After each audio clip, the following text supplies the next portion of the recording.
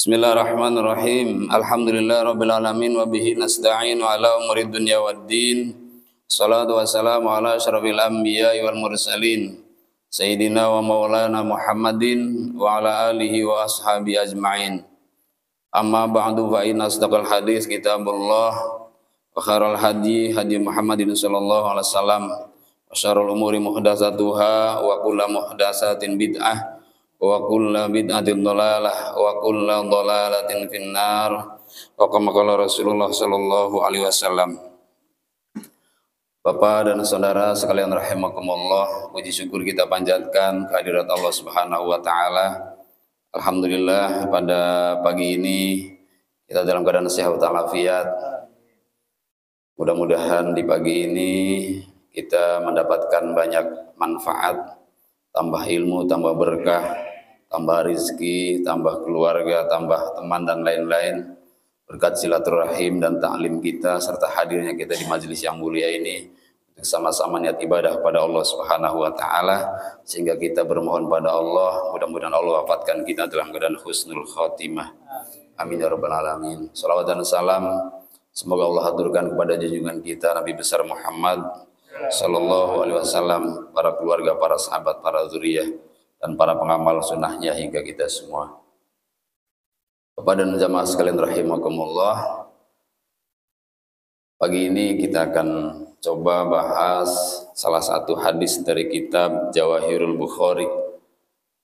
Pada halaman 36 beliau menuliskan satu buah keterangan hadis Nabi sallallahu alaihi wasallam, yaitu tentang iman, Islam dan ihsan. An Abi Hurairah radhiyallahu anhu qala kana an-nabiy sallallahu alaihi wasallam barizan yawman linnas fatahu rajulun faqala mal iman. Kata sahabat Abi Hurairah radhiyallahu anhu, beliau berkata, adalah Nabi waktu itu dalam keadaan terang-terangan, enggak samar-samar, yaitu datang seseorang, kata sahabat Abi Hurairah. Lalu seseorang itu duduk di depan Nabi, lalu bertanya kepada Nabi, faqala mal iman, apa iman itu ya Rasulullah? Lalu Nabi menjawab, qala al imanu an tu'mina billah wa malaikatihi wa biliqa'i wa birusulih wa tu'mina bil ba'tsi. Iman itu, kata beliau, bahwa hendaknya kamu beriman pada Allah, wa malaikatihi dan malaikat-malaikatnya, wa biliqaihi dan akan pertemuannya, wa birusulihi dan dengan rasulnya, wa tu'mina bil ba'tsi dan kamu percaya bahwa kamu akan dibangkitkan. Nah, itu iman, kata Nabi. Lalu orang ini bertanya lagi, mal Islam, apa itu Islam ya Rasulullah? Al-Islam an ta'budallah. Islam itu, saudara, hendaknya kamu menyembah Allah, wala tusyrika bih, dan janganlah kamu mensekutukannya, wa tuqimas shalah, lalu dirikan salat, wa tu'addiyaz zakah, dan tunaikan zakat al-mafruḍah yang wajib, wa tasum Ramadan, dan berpuasalah kamu di bulan Ramadan. Qala mal ihsan, apa itu ihsan ya Rasulullah? Qala an ta'budallaha ka'annaka tarah. Ihsan itu, kata Nabi, bahwa hendaknya kamu menyembah Allah ka'annaka tarah, seakan-akan kamu melihatnya. Fa illam takun tarah, maka jika kamu tidak melihatnya, fa innahu yarak, sungguh dia melihatmu. Qala, lalu orang ini bertanya lagi, mata sa'ah, kapan hari kiamat ya Rasulullah? Qala, lalu Nabi menjawab, mal mas'ul anha bi'alama minas sa'il.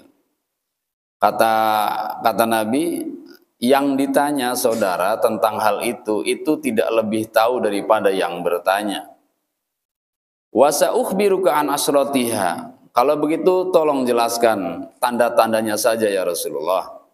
Kata Nabi, idza waladatil amat rabbaha, yaitu yang pertama jika ada seorang budak melahirkan majikannya.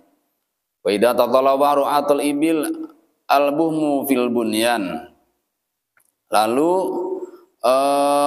yang keduanya apabila pengembala kambing atau pengembala unta, buhmi itu binatang ini ternak, itu sudah apa namanya, saling bangga-banggaan, saling unggul-unggulan tentang bangunan. Fi khamsin la ya'lamuhunna illallah. Lalu kata beliau dalam 5 ini tidak akan mengetahuinya kecuali Allah Subhanahu wa taala.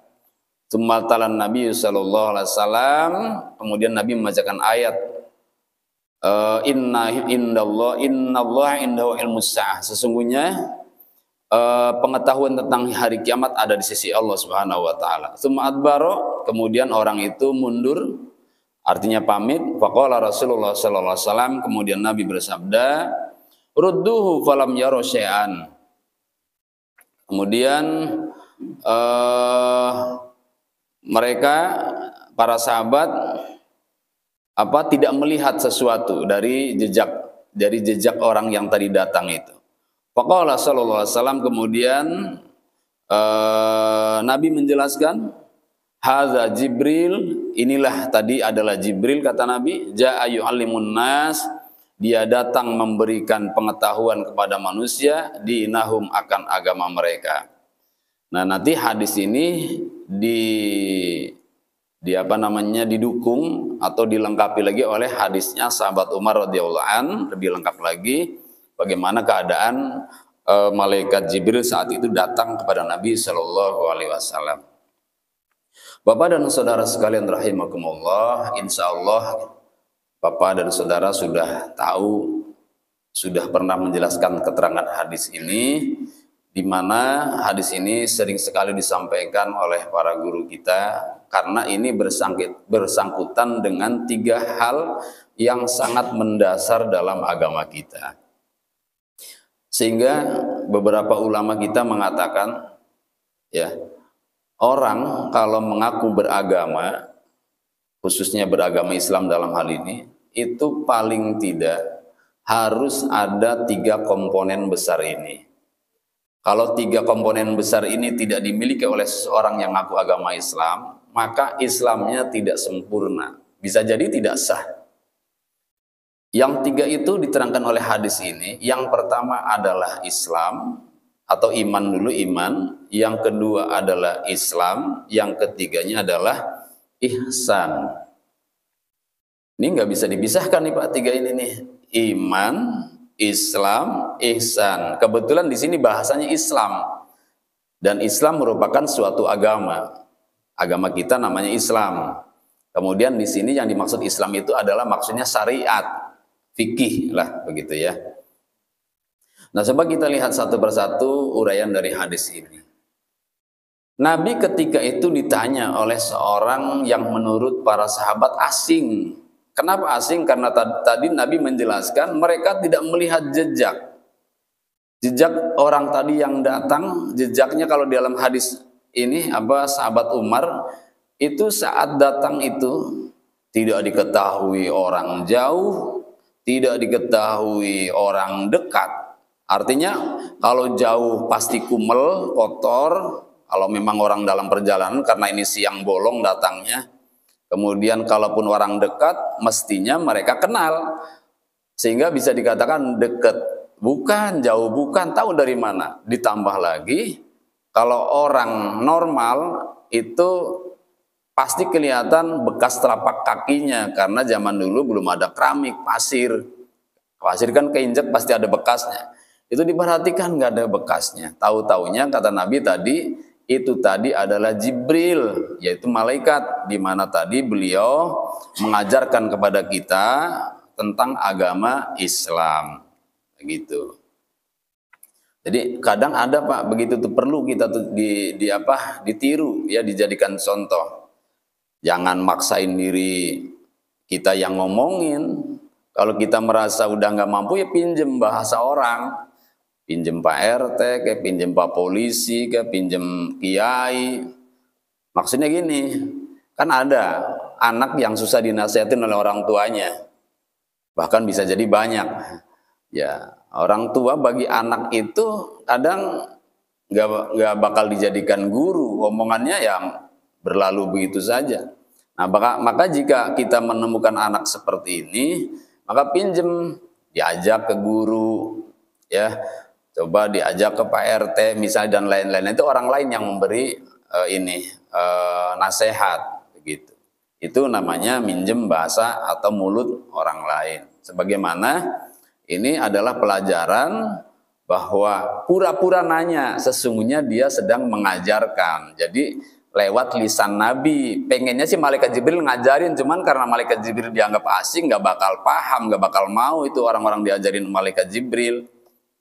Sehingga pura-puranya nanya ke Nabi, Nabi menjawab padahal maksudnya yaitu malaikat Jibril ingin mengajarkan satu ilmu ini. Gitu. Itu yang pertama.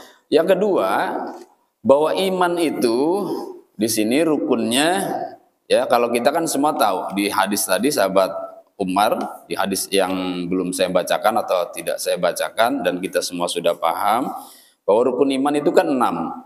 Yang pertama adalah iman pada Allah, yang kedua iman kepada malaikat, yang ketiganya iman kepada kitab, yang keempatnya iman kepada Rasul, yang kelimanya iman kepada hari kiamat, yang keenamnya iman pada qada dan qadar, ya.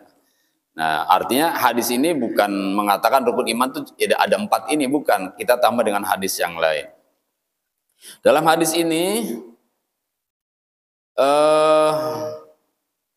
iman itu hendaknya percaya pada Allah, pada malaikat, yang berikutnya dengan iman juga pada pertemuannya, yang keempatnya iman pada Rasulnya, yang kelimanya iman pada hari kebangkitan. Tuh. Jadi yang tidak ada di hadis yang biasa kita hafalkan itu yaitu iman kepada pertemuannya, dan itu sudah termasuk sering disebut dalam Al-Qur'an, ya. Seperti itu yang tentang sholat khusyuk, wa innaha lakabiratun illa 'alal khashi'in, lalu alladzina yadhunnuna annahum mulaqu rabbihim. Nah, itu namanya kita di sana dijelaskan bahwa kita akan bertemu Allah Subhanahu wa taala. Itu harus diyakini. Itu menjadi rukun iman. Lalu yang keempatnya wa tu'mina bil ba'si, yaitu beriman kepada hari kebangkitan. Nah, berarti hidup yang kedua. Dan ciri khas daripada orang yang beragama, khususnya dalam hal ini Islam, bahwa kita ini saat ini adalah fase kehidupan kedua, Pak. Ya, ketiga bahkan kalau dimulai dari alam arwah. Jadi hidup pertama kita di alam arwah, lalu hidup kedua di alam rahim, hidup ketiga di alam dunia, hidup keempat di alam barzah, nah nanti hidup kelimanya di alam akhirat. Ya, jadi ada 5 tahapan kehidupan kita. Sudah dilalui 3 nih, tinggal 2 lagi. Yo, jangan santai-santai, 2 lagi, masih panjang perjalanan kita. Maka perlu banyak bekal. Wa tazawwadu fa inna khairaz zadit taqwa. Yuk berbekalah, dan sebaik-baik bekal kata Allah adalah takwa kepada Allah Subhanahu wa taala. Nah, jadi rukun iman yang keempat dalam hadis ini adalah yang kelima adalah tu'mina bil ba'si, yaitu beriman pada hari kebangkitan. Bahkan ya, hari kebangkitan ini disebut juga hari kiamat, di mana nanti pada hari itu kita akan dihisab, akan dimintai pertanggungjawaban atas amaliyah kita selama hidup di dunia, dan di sana akan menerima buku catatan atau rapot kita saat di dunia ini, merahkah atau hijaukah, berprestasikah atau tidak, nanti kita akan diperlihatkan oleh Allah di sana, dan kita akan menerimanya sehingga kita bisa mengetahui nasib kita setelah dihisab itu akan kemana. Nah, itu disebutnya dengan Yaumul Ba'si, hari kebangkitan. Kemudian jamaah sekalian rahimakumullah, setelah itu malaikat Jibril mengajarkan kepada kita melalui lisan Nabi tentang Islam. Islam itu apa ya Rasulullah? Lalu Nabi menjawab, Islam itu antang budallah wala tusyrika bih. Yang pertama, hendaknya kamu menyembah Allah dan jangan menyekutukannya.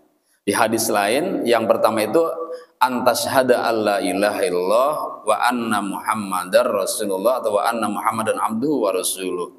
Hendaknya kamu menyembah Allah dan jangan menyekutukannya, atau hendaklah kamu bersyahadat, bersaksi bahwa tidak ada Tuhan selain Allah dan sesungguhnya Nabi Muhammad adalah utusan Allah. Nah, bagaimana nih ininya konteksnya? Bagi kita seorang muslim yang sudah sejak lahir muslimnya, itu tidak perlu lagi syahadat, Pak. Tidak perlu lagi baca syahadat, walaupun rukun Islam yang pertama adalah membaca syahadat. Kenapa demikian? Karena sesungguhnya setiap muslim itu atau setiap manusia itu lahir dalam keadaan muslim. Baik itu anaknya orang Islam maupun anaknya non-Islam. Jadi semua yang terlahir ke dunia itu dalam keadaan Islam. Kullu mauludin, kata Nabi, setiap yang lahir yuladu ala fitratil Islam. Dia dilahirkan dalam fitrahnya beragama Islam. Maka sehingga bagi anak-anak kecil yang belum beragama atau yang belum memilih agama dari orang tuanya, itu kalau meninggal dipastikan itu masuk surga. Kecuali mereka kemudian sudah dewasa, kemudian memeluk agama selain Islam, maka ketika mau kembali ke agama Islam harus bersyahadat. Itu mengucapkan kembali dan disaksikan oleh orang lain saat mengucapkan asyhadu alla ilaha illallah wa asyhadu anna muhammadar rasulullah. Loh, itu saat nikah katanya disuruh baca syahadat. Ya nggak wajib sih Pak, saat nikah juga nggak wajib, nggak baca juga sah. Yang penting qabil tu nikaha wa tazwijaha bi mahri dzalik, udah sah. Nggak perlu baca syahadat. Apalagi sekarang dibuat apa disebutnya, diakal-akalin supaya nangis, diharu-haruin begitu ya. Itu juga akal-akalan orang sekarang aja biar terasa khidmat terharu. Ya nggak wajib seperti itu. Jadi baca syahadat saat itu untuk ini saja, untuk menguatkan keyakinan agar dia yang mau nikah dan orang-orang yang hadir kembali akan kesaksian dirinya pada Allah Subhanahu wa taala dan Rasul-Nya. Yang keduanya, karena hal ini pernah terjadi juga Pak, ada orang Islam suruh masuk kelompoknya, suruh syahadat lagi. Ada kelompok Islam yang seperti itu. Katanya saat ini kita sedang kondisi belum Fathu Mekah, katanya begitu. Apa Fathu Mekah itu? Fathu Mekah itu maksudnya belum mendapat kemenangan. Saat Nabi belum dapat kemenangan, itu belum wajib sholat, belum wajib puasa, belum wajib zakat, dan belum wajib mengamalkan rukun Islam. Jadi kita semua masih baru berkewajiban bersyahadat. Jadi kalau begitu, kamu kalau mau masuk kelompok kami, kamu harus bersyahadat, karena kelompok kami meyakini bahwa kita ini belum mendapatkan kemenangan dari Allah. Saat kapan menangnya? Saat negara ini sudah dikuasai oleh mereka, oleh kita, kata mereka, yaitu dengan berdasarkan undang-undang agama Islam. Nah, kelompok ini hati-hati Pak, merongrong negara yang merongrong agama juga. Kadang ujung-ujungnya infak wajib bagi mereka. Ada kelompok mereka, ya tidak perlu saya sebutkan. Pasti bapak-bapak ngalamin ajakan-ajakan itu. Saya pernah debat dengan mereka itu, kelompok mereka sampai 2 hari itu. Ya, dengan dalil-dalil yang sudah dihafalkan oleh mereka, baik Quran maupun hadisnya. Ya, bahkan ada pertanyaan, punya saudara polisi enggak? Punya saudara TNI enggak? Begitu. Ya takut juga sama itu, takut ditangkap gitu.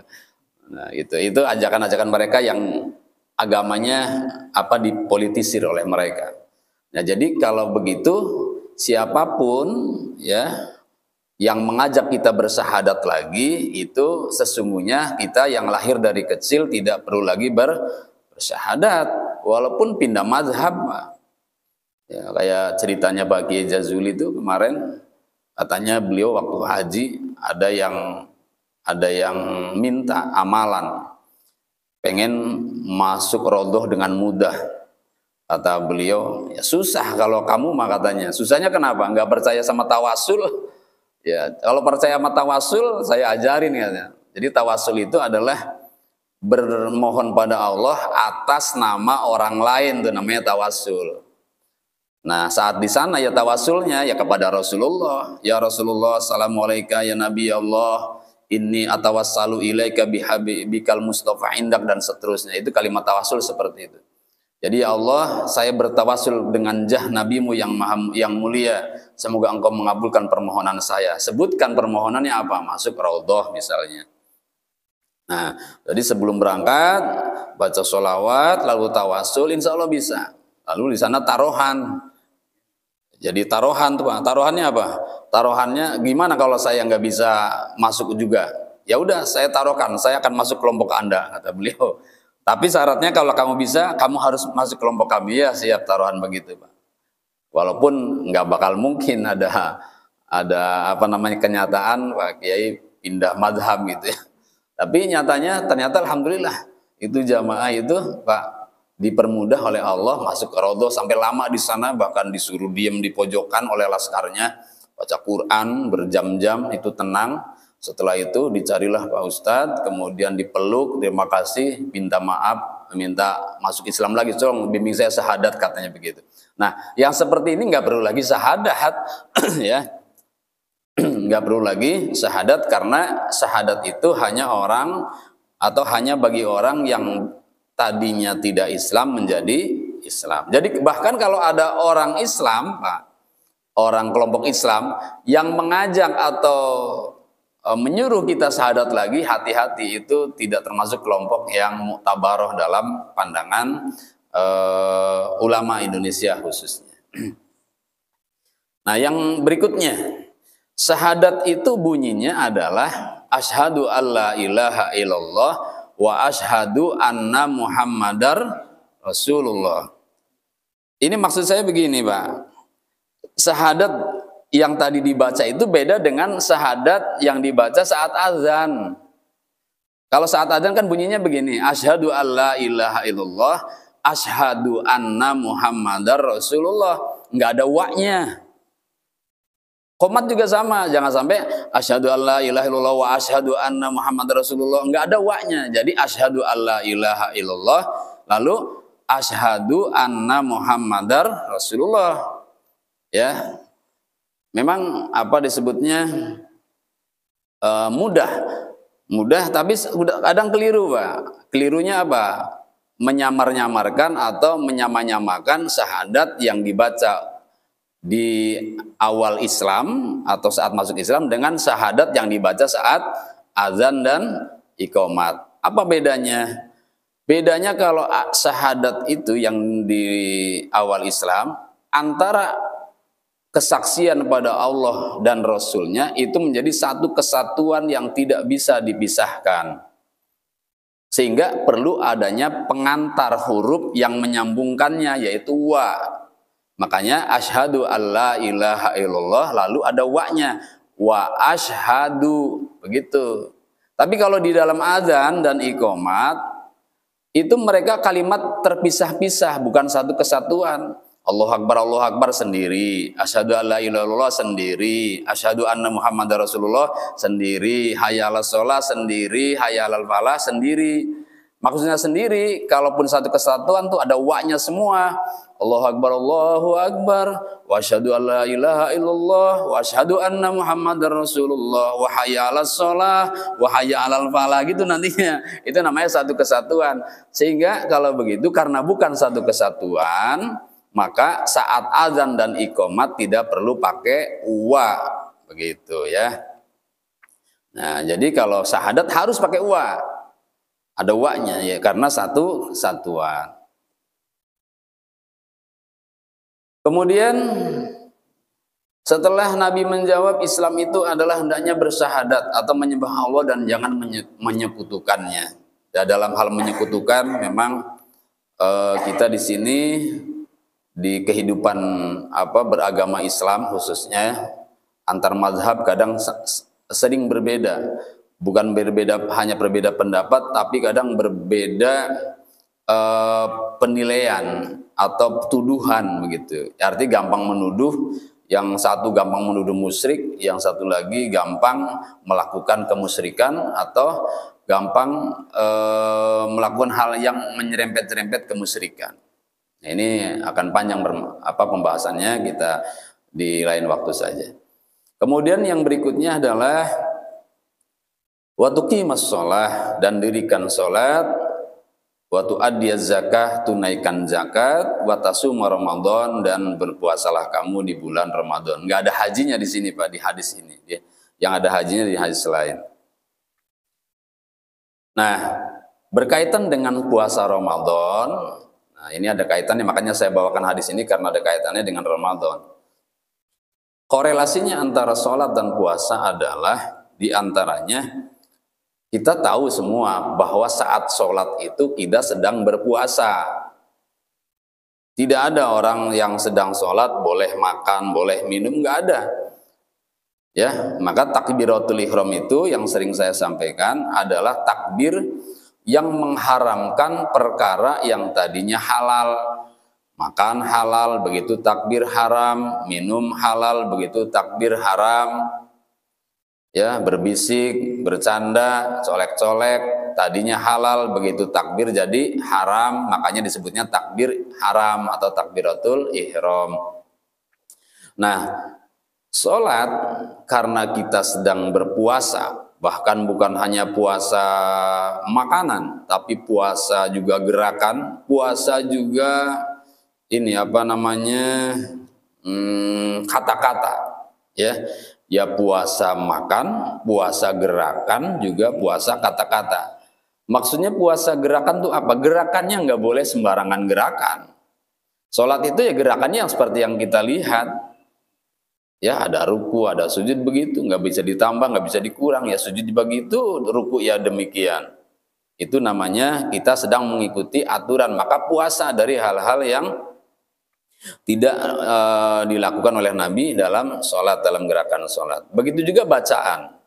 Tidak ada bacaan yang diperbolehkan dalam sholat kecuali bacaan yang sudah Nabi tetapkan. Karena kata Nabi, inna hadhihi sholah la yasluhu fiha min kalamin nas. Sholat ini tidak patut, tidak pantas ada di dalamnya kata-kata manusia. Wa inna fiha at-takbir wa tasbih wa qiraatil Qur'an. Sholat itu hanyalah takbir, tasbih, dan bacaan Al-Quran. Maka selain bacaan yang sudah Nabi tetapkan tidak diperkenankan. Nah, kadang masih juga ada yang nanya, Ustadz, boleh nggak saat sujud itu kita doa yang lama, doanya sesuai dengan bahasa saya, bahasa kebutuhannya? Ya kalau kita tahu kaidahnya, pasti kita bisa jawab, nggak perlu nanya Ustadz lagi. Kaidahnya yang tadi saya katakan, bahwa sholat itu adalah bacaan khusus yang Nabi ajarkan kepada kita, nggak ada bacaan lainnya. Sehingga kalau begitu kita bisa langsung jawab, ya nggak boleh kalau kalimat lain ada dalam sholat. Nanti kemana-mana, bahasanya kemana-mana tuh, udah panjang kemana-mana kalau nggak dibatasi. Maka kalau mau doa, ya doa yang Nabi ajarkan, yang ada dalam Al-Quran, ya itu dua pilihannya. Kalau nggak ada, kalau bukan yang Nabi ajarkan, berarti doa yang ada di dalam Al-Quran, doa ukhrawi, tapi ya doa ukhrawi. Nah, yang diizinkan doa dengan sesuai kebutuhan itu bila mana tidak disuarakan, yaitu doanya di dalam hati. Nah, baru tuh boleh panjang-panjangin tuh, karena itu kalimat itu tidak terucap, adanya di dalam hati. Di dalam hati mah apa aja boleh, Pak. Ya, karena tidak melanggar fikih, tidak melanggar syariat. Adapun nanti baik buruknya dalam hati itu tentu diketahui oleh Allah Subhanahu wa Ta'ala. Jadi kalau begitu, puasa itu Pak sesungguhnya diawali dengan sholat. Tidak mungkin ada orang yang puasa tidak sholat. Tapi di kampung saya ada Pak Ustadz, Maksudnya tidak ada itu tidak mungkin orang yang sholat, orang yang puasa tidak sholat. Maksudnya mestinya orang yang puasa itu harusnya sholat Pak, orang yang puasa itu. Lagian rajin amat sih nggak sholat, puasanya rajin gitu. Ya, ya tapi ya lebih baik daripada yang nggak sholat nggak puasa. Lebih baik ya puasa, pasti menghargai orang yang puasa. Cuman namanya sholat dari dulu males. Ya. Berat rasanya. Nah begitu. Kalau Ki Zainuddin MZ pernah menamsilkan orang yang puasa tidak sholat itu katanya seperti orang pakai baju nggak pakai celana. Bajunya dipakai tapi celananya nggak dipakai, berarti kan gobal gabel tuh kelihatan. Tuh orang yang puasa tapi tidak sholat. Lagian Pak, yang namanya sholat itu sebetulnya aplikasinya ada di dalam kehidupan setelah sholat aslinya. Ya, seperti tadi bahwa saat sholat itu sedang berpuasa. Berarti kalau begitu ada perintah puasa langsung direspon, pasti puasa. Ya. Lalu menjaga mulut saat puasa, saat sholat suruh jaga mulut. Terus dalam kehidupan sehari ini diaplikasikan atau dipraktekkan ajaran-ajarannya atau nilai-nilai luhurnya dari ajaran-ajaran itu. Nah yang terakhir, qala mal ihsan. Ihsan itu apa? Nabi menjawab, ihsan itu adalah anta'budallah ka'annaka tarah fa illam takun tarah fa innahu yarak. Ihsan itu adalah kamu menyembah Allah seakan-akan kamu melihatnya, dan jika kamu tidak bisa melihatnya, yakini bahwa sesungguhnya Allah melihatmu. Nah, jadi itu masuk wilayah akhlak Pak, akhlak dalam sholat, akhlak dalam ibadah. Sebetulnya bukan hanya dalam sholat, dalam semua lini ibadah harus diiringi dengan ihsan.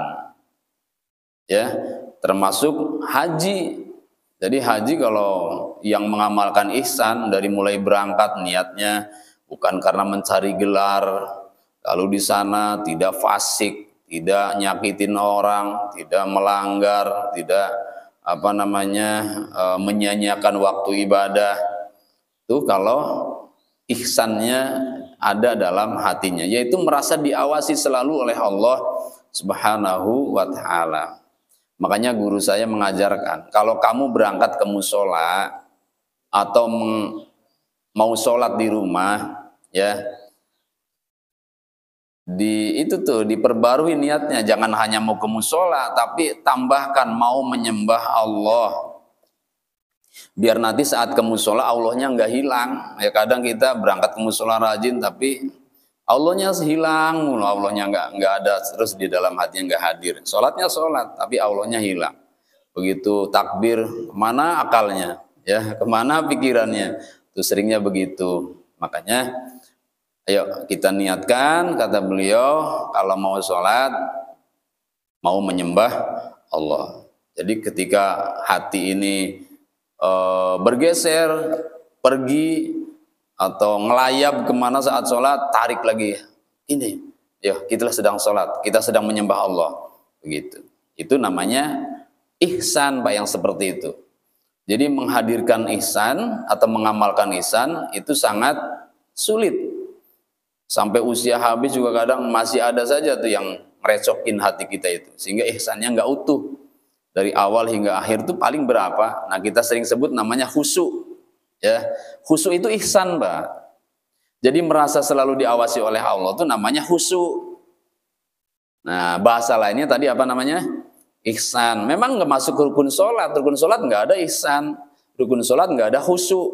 Nah, ya, walaupun ada, itu kata Imam Syafi'i wajibnya atau minimal hanya saat takbiratul ihram. Selebihnya enggak. Karena kalau selebihnya diwajibkan khusyuk, batal semua sholat kita. Nggak ada yang khusyuk soalnya. Ya.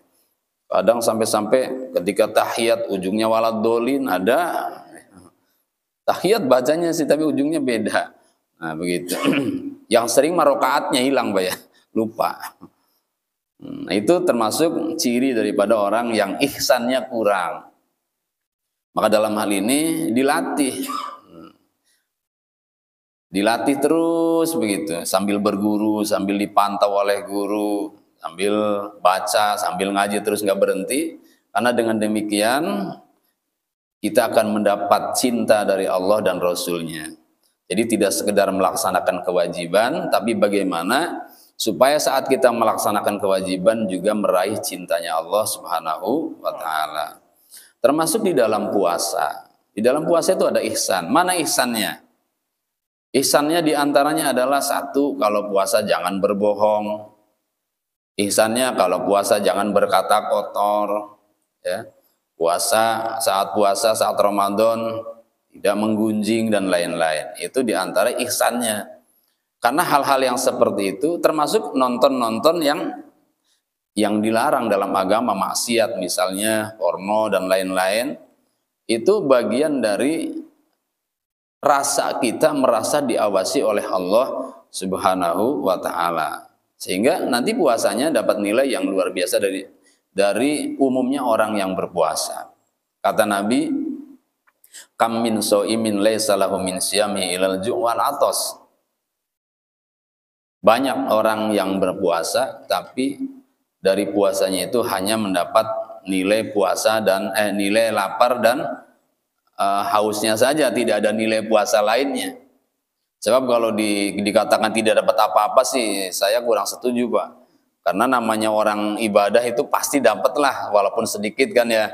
Kan famay ya'mal mithqala dzarratin khairan yara. Kan sedikit juga dapat, tapi itu tadi tidak sempurna atau tidak sebaik orang yang puasanya bukan hanya menjaga perutnya dari makanan, tapi juga menjaga lisannya. Bahkan puasa yang tertinggi itu adalah orang yang mampu menjaga akal pikirannya serta hatinya dari hal-hal yang mengantarkan dirinya lalai kepada Allah Subhanahu wa taala. Nah, 3 pertanyaan ini, Pak, dijawab oleh Nabi dengan sempurna dan dipahami oleh para sahabat luar biasa, sampailah kepada kita. Nah, lalu yang keempat ini Nabi nggak bisa jawab. Apa kata malaikat Jibril? Mata sa'ah, katanya, kapan kiamat? Lalu Nabi menjawab, mal mas'ul anha bi'a'lama minas sa'il. Yang ditanya tidak lebih tahu daripada yang bertanya. Nah, saat itu para sahabat terkaget-kaget. Seakan-akan Nabi mengatakan, engkau lebih tahu kali kayak gitu, mungkin begitu bahasa kitanya. Nah, berarti siapa nih? Ada orang yang lebih tahu dari Nabi. Dari situ mulai curiga. Makanya diperhatikan oleh sahabat nih. Orang mencurigakan orang jauh tapi nggak kelihatan dari perjalanan jauh, ciri-ciri kotor ya berdebunya nggak ada gitu, bersih, tapi disebut orang dekat kok nggak ada yang kenal. Makanya mulai diperhatikan. Tiba-tiba iya, ketika jalan kakinya nggak nempel ke tanah, berarti kan kalau bukan kuntilanak berarti malaikat Jibril. Malaikat Jibril ternyata, Pak. Nah, kata malaikat itu tadi nanya, kapan kiamat? Kiamat nggak tahu katanya, kata Nabi gitu. Anda harusnya lebih tahu, saya tidak lebih tahu. Lalu kalau begitu tolong berikan tanda-tandanya saja. Nah, ini tanda-tanda ini yang masyhur, Pak, ya. Banyak sih sebelum tanda-tandanya, ini diantaranya. Yang pertama adalah idza waladatil ammat rabbaha, ketika seorang budak melahirkan majikannya. Budak di kita mungkin nggak begitu dikenal, Pak, ya. Kita yang belajar Islam lama belum pernah ngalamin punya budak masalahnya. Kalaupun ada budak di Sunda itu beda, itu budak letik ya. Itu beda. Budak yang dimaksud di sini adalah orang yang tenaga dan dirinya dia tidak punya karena dimiliki oleh majikannya. Punya tenaga suruh kerja, hasilnya dapat buat majikannya begitu, Pak. Itu namanya budak. Ya, kalau pembantu kan beda, pembantu kerja tapi dibayar. Kalau budak enggak dibayar. Begitu. Jadi sehingga enggak ada. Nah, sehingga hadis ini menggambarkan bahwa nanti akan lahir seorang majikan dari rahim seorang budak. Ya, maksudnya apa? Maksudnya ibu yang melahirkan itu jadi budaknya nantinya. Ya, di dapur mulu. Sudah tahu dari kecil ngurusin dia, pas sudah dia punya anak suruh ngurusin anaknya. Tuh, capek lagi. Ya orang tua sih memang enak-enak saja Pak ya, bahkan pengennya dia. Tapi kalau seorang anak yang soleh, solehah itu pasti perhatiannya beda. Diperhatikan bapak ibunya paling tidak ya di honor yang tinggi lah kalau begitu. Udah mah jangan, nanti saya carikan pembantu lah, mama mantau aja misalnya begitu. Ini sih masih mendingan Pak, yang parah lagi ya suruh ngepel, suruh nyuci, suruh beres-beres rumah. Ya, nggak melakukan itu. Apalagi mertua sama menantu perempuan itu kadang kurang hormat menantunya, ya banyak, terutama di kampung-kampung saya perhatikan tuh mertua dengan menantu perempuan itu kurang pada akur, kurang akrab, termasuk ya ibu tiri apa istrinya bapaknya yang baru nikah. Tuh, anaknya yang perempuan kurang akrab dengan ibunya juga. Nah, yang dijadikan ciri kiamat di sini yang Nabi jelaskan adalah lahirnya seorang laki-laki atau seorang anak yang menjadi penguasa di sebuah rumah di mana ibunya menjadi pembantunya. Itu sudah ciri mau kiamat. Ada nggak di sini, Pak? Banyak. Berarti bentar lagi kiamat.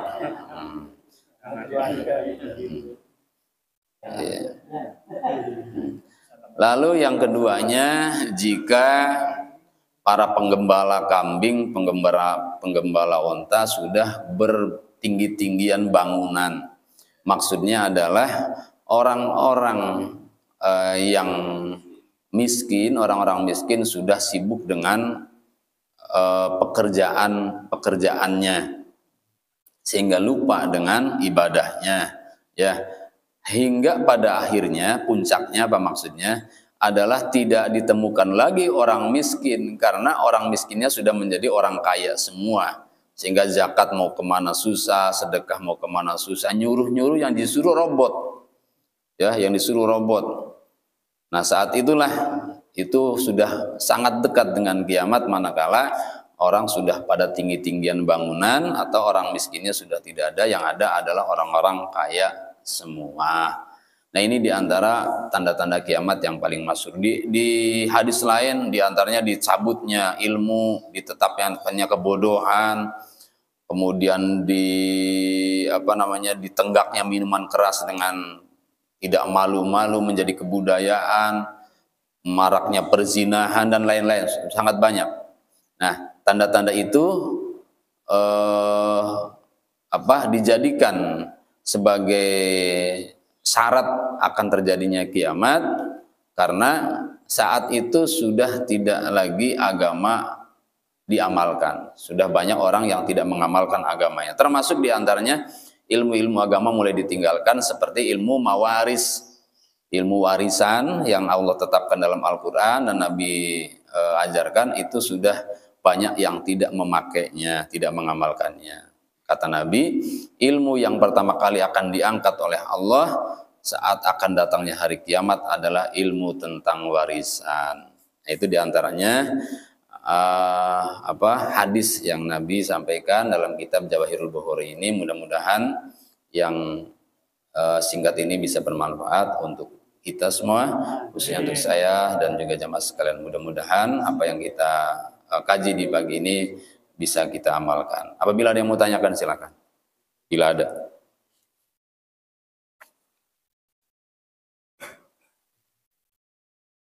Ada? Alhamdulillah paham semua. Ngantuk jangan-jangan. Baik, cukup Pak ya? Bismillahirrahmanirrahim. Alhamdulillahirabbil alamin. Wassalatu wassalamu ala sayyidina wa maulana Muhammadin wa ala alihi wa ashabihi ajmain. Allahumma wafiq imanana bi taufiqik wa bi ta'yidik. Allahumma wafiqna lima tuhibbu wa tarda. Waj'al amalana fi ridhaka wa aina al muridin wa dunyana bi rahmatika ya arhamar rahimin. Allahumma anfa'na bima 'allamtana wa 'allimna ma yanfa'una wa zidna ilman nafi'a ya rabbal alamin. Wassallallahu ala sayyidina Muhammad wa ala alihi wasallam. Walhamdulillahi rabbil alamin. Assalamualaikum warahmatullahi wabarakatuh. Waalaikumsalam.